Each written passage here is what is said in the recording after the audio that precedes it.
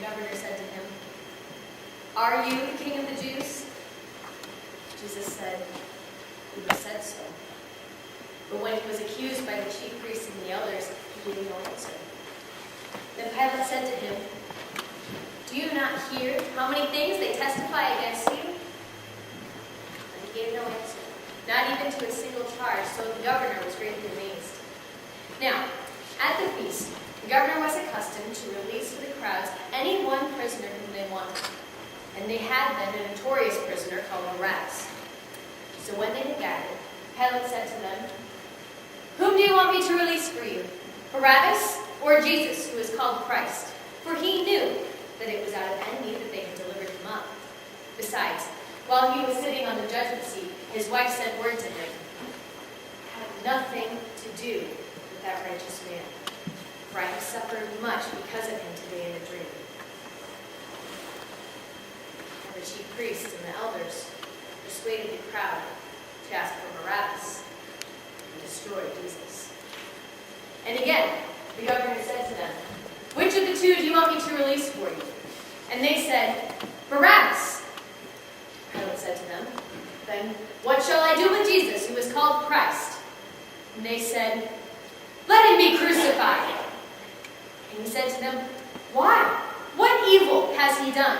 But they shouted all the more, "Let him be crucified." So when Pilate saw that he was gaining nothing, but rather that a riot was beginning, he took water and washed his hands before the crowds, saying, "I am innocent of this man's blood.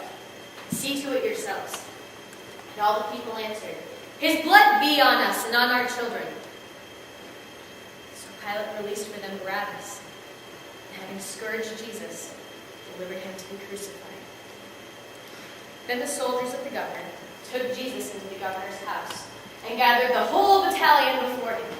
They stripped him and put a scarlet robe on him, and twisting together a crown with thorns, placed it on his head and put a reed in his right hand.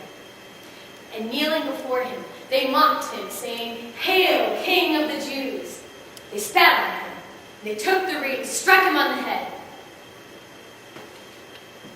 And when they had mocked him, they stripped him of the robe, put his own clothes on him, and led him away to crucify him.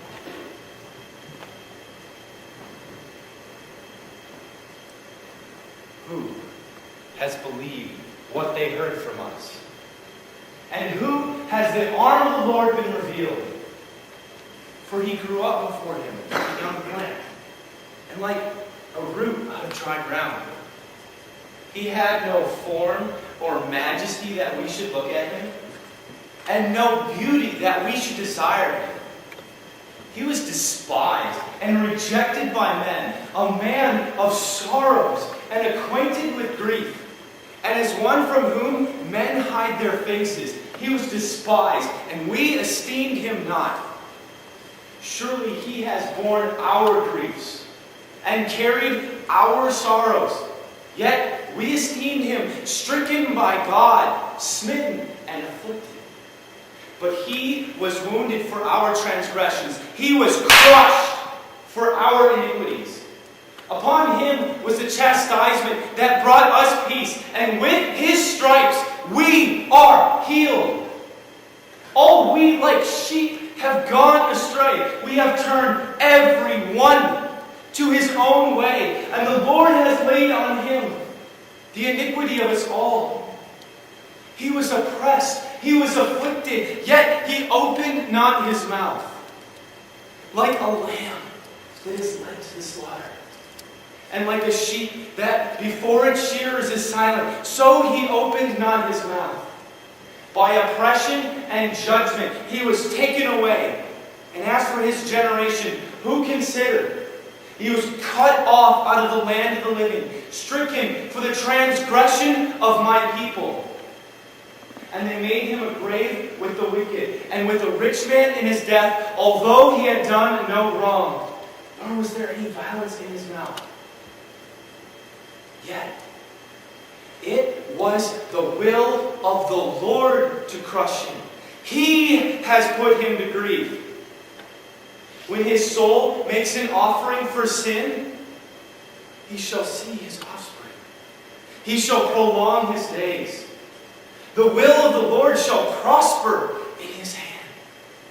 Out of the anguish of his soul he will see and be satisfied. By his knowledge shall the righteous one, my servant, make the many to be accounted righteous, and he will bear their iniquities. Therefore, I will divide him a portion with the many, and he will divide the spoil with the strong, because he poured out his soul to death, and was numbered with the transgressors. Yet he bore the sin of many, and makes intercession for the transgressors.